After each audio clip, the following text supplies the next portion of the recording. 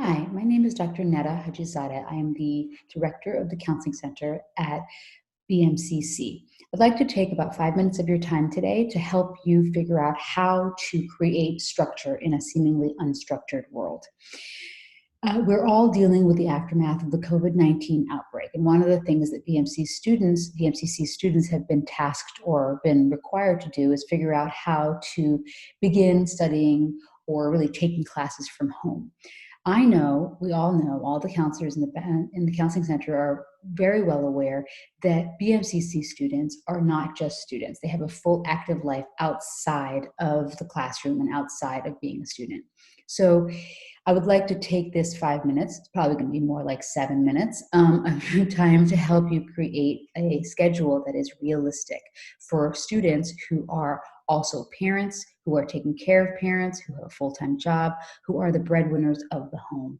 All added struggles that we have to take into account when we're making a schedule.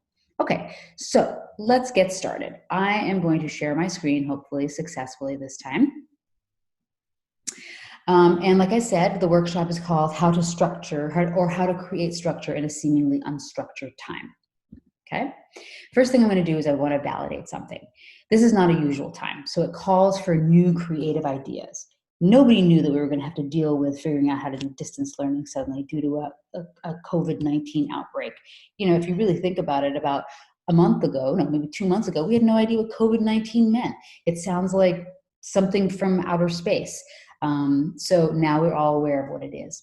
So coping with change that is out of our control is also really, really difficult. I mean, this is not something that we signed up for. Most of you probably didn't sign up for classes from home. So this is something that we have to kind of acknowledge that it's very difficult. But also, more than everything, I want you guys to remember that you are all resilient. Each and every one of us are. We have internal resources that sometimes we forget that we have, but we have them. So this is the time that we need to bring them to the surface and use them. The goals for this presentation is to create a realistic schedule that everyone can use, or that you can use, right? But before we can do that, we have to remind ourselves that you have to be forgiving. You have to allow yourself to feel overwhelmed, and you have to allow yourself to be kind of realistic about what you have and what you can have. And also remind yourself of the importance of self-care. I'm going to be saying this many, many times. As a psychologist, self-care is the number one most important thing, because without caring for yourself, you can't care for others. I want to remind yourself that perfection is not what we're looking for. So if you're hoping to create the most perfect schedule of all times, you're setting yourself up for failure. What we're trying to create is something that seems successful in that moment. And more than anything, I want to remind you that you can be successful even if it feels impossible. Okay? The first thing we're going to do is you have to assess your environment and know what you're working with. Like I said, BMC students are not just students. We have full lives outside of the classroom. So I need you to ask yourself a few questions before you even can sit down and make a schedule that makes sense for you. We're going to take a moment to look through all of these questions later. But for now, if you need to, you can pause and take a look at these questions so that you know the answers to them yourself. Okay, before we make a realistic schedule, I want you to take a minute and get a piece of paper and a pen so that you can jot things down as I move forward. So you can pause this or just continue and then come back to it later.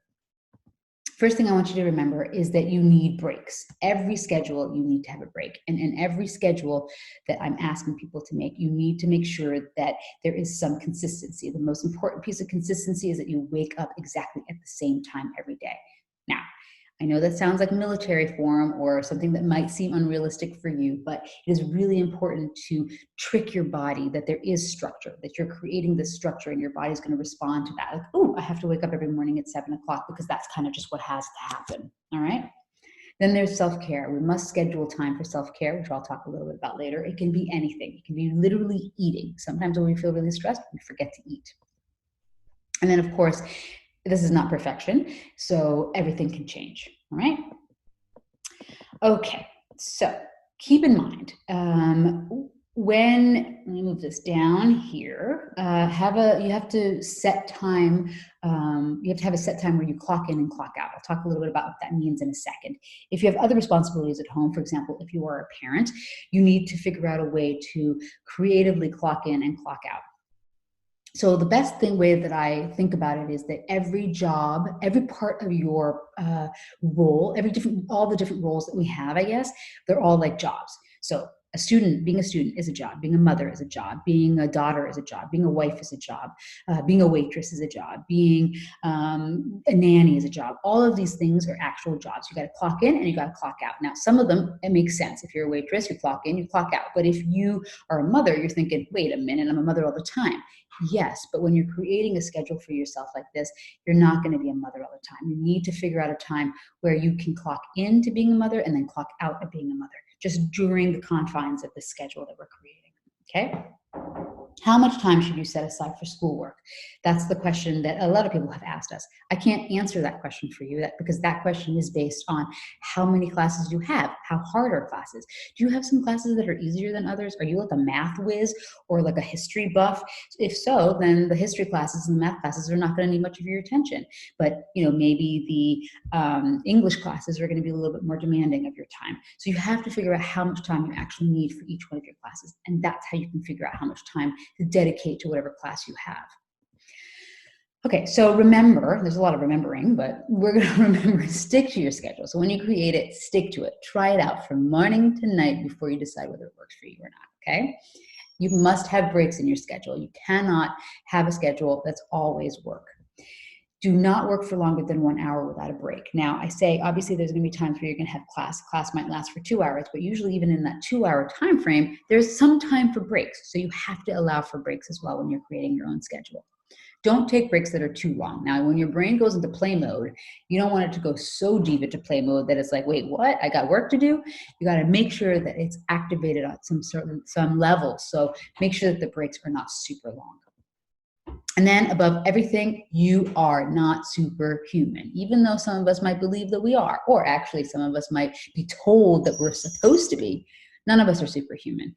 And it's better not to even try to be, because that will just hurt us. We are just human. Be who you are. Know your limitations. Know what you can and what you can't do. It is totally fine to say that you cannot do something. Totally fine. Just allow yourself to do that, okay? All right, so let's answer some questions before we can actually create a schedule. I think I need to move myself up top again here. Sorry about that. Okay, so do I have kids at home? I'm going to make believe some questions, and I'm going to make believe some answers. I'm going to say, yes, I do. Do you have a partner at home? I'm going to say, no, I don't, because I do this all by myself. So I need to remember that when I'm creating my schedule. Do I have my own computer? I'm going to say yes. If you don't have your own computer, you have to put that into your schedule. Who needs the computer when? How are we going to put that into the schedule that you're creating? Okay. Do you have space that you can call your own? Do you have something that's a desk? Do you even have a private space? If not, you have to also work that into your schedule. I'm going to say that I do. And do you have any other responsibilities? Again, figure this out. Figure out whether you do or not. I'm going to say that I have all the meals, all the shopping, everything is up to me. All right. So that's part of my schedule. Here is my mock schedule. I'm not going to go through the whole thing. I want you guys to kind of take the time, look through this, see how I've created it, and then maybe kind of figure out what works for you and what doesn't work for you. As you see, I'm putting in time where I'm taking a break. I'm putting in time where I clock into being a parent, when I clock out of being a parent, and then try to figure out creative ways that my kids can be occupied while I have to do my work. Again, not perfection. Is it great if a kid sits in front of the TV for 3 hours? Probably not. But you know what? This is a time where any sort of creative outlet any creative option is a good option as far as I'm concerned. It's not going to be the end of the world if that's what they're going to do for 3 hours, because you got to focus. That's totally fine. All right. And then I go on to create as I create my schedule. As you see, I stop my schedule around 5 o'clock.